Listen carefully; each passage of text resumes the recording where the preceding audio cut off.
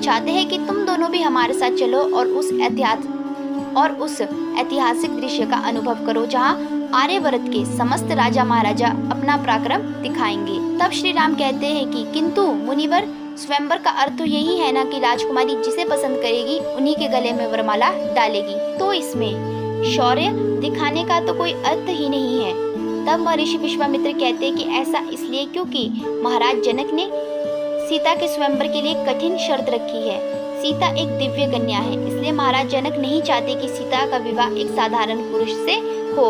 महाराज जनक के पास दिव्य शिव धनुष है, इसलिए उनकी शर्त है कि जो भी उस दिव्य धनुष को उठाकर उस पर प्रत्यंचा चढ़ा देगा उसी के साथ देवी सीता का विवाह होगा।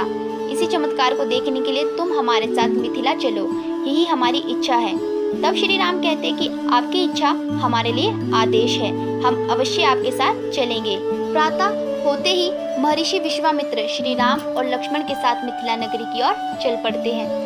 मार्ग में विश्वामित्र उन्हें पुराणों की कथाएं सुनाए जाते हैं। श्री राम मार्ग में आने वाले नए नए स्थानों के विषय में पूछते जाते हैं और महर्षि विश्वामित्र उनका परिचय देते जाते थे। सोन नदी को पार करके उन्होंने जिस नए क्षेत्र में प्रवेश किया उसके प्राकृतिक सौंदर्य तथा हरियाली ने सबको मुग्ध कर दिया। उन्होंने श्री राम को उनके पूर्वजों के बारे में जानकारी दी। रात को आराम करने के बाद सुबह होते ही सभी ने मिथिला नगर की ओर बढ़ना प्रारंभ किया। महर्षि विश्वामित्र ने राम लक्ष्मण को गंगा की उत्पत्ति के बारे में बताया, साथ ही शिव पार्वती के विवाह के विषय में भी बताया। इस प्रकार यात्रा करते हुए महर्षि विश्वामित्र श्री राम और लक्ष्मण को ऋषि गौतम के आश्रम लाए।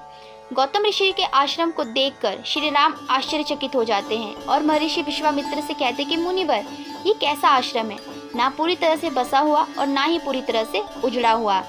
यहाँ पत्ता पत्ता सूख गया है, किंतु शिला के ऊपर ये तुलसी का पौधा अभी भी हरा भरा है, ये क्या भेद है?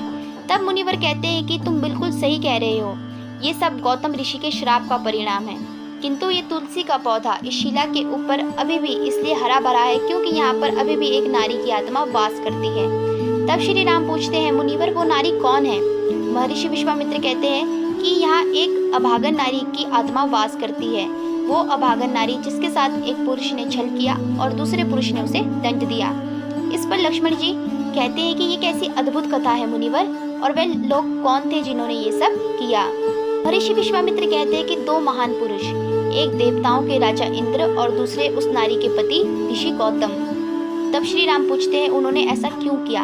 इस पर महर्षि विश्वामित्र उन्हें बताते हैं कि गौतम ऋषि की पत्नी देवी अहिल्या बहुत सुंदर स्त्री थी, जिस कारण इंद्र उन पर आसक्त हो गया। एक दिन जब गौतम ऋषि प्रातः स्नान के लिए नदी पर गए, तब इंद्र ने इस अवसर का लाभ उठाने की ठानी और वह गौतम ऋषि का वेश धारण करके देवी अहिल्या से समागम करने के लिए एक दबे पैर उनकी कुटिया की ओर चला गया और कुटिया में प्रवेश कर गया। कुछ समय पश्चात जब इंद्र छुपते छुपाते कुटिया से बाहर जा रहा था, उसी समय गौतम ऋषि स्नान करके वापस आ गए। जब उन्होंने अपने ही भेष के व्यक्ति को अपनी कुटिया से बाहर निकलते देखा तो वे समझ गए कि ये इंद्र का कपट जाल है। उन्होंने क्रोधवश इंद्र को श्राप दिया और उसे वहीं विफल कर दिया। इतने में देवी अहिल्या कुटिया से बाहर आई और वो समझ गई कि उनके साथ छल हुआ है। देवी अहिल्या रोते रोते ऋषि गौतम के चरणों में पड़ गई, किंतु क्रोध में भरे ऋषि गौतम ने अपनी ही पत्नी को श्राप दे दिया और वह पत्थर की शिला में परिवर्तित हो गई। तभी से वह श्रापित नारी किसी के आने की प्रतीक्षा कर रही है।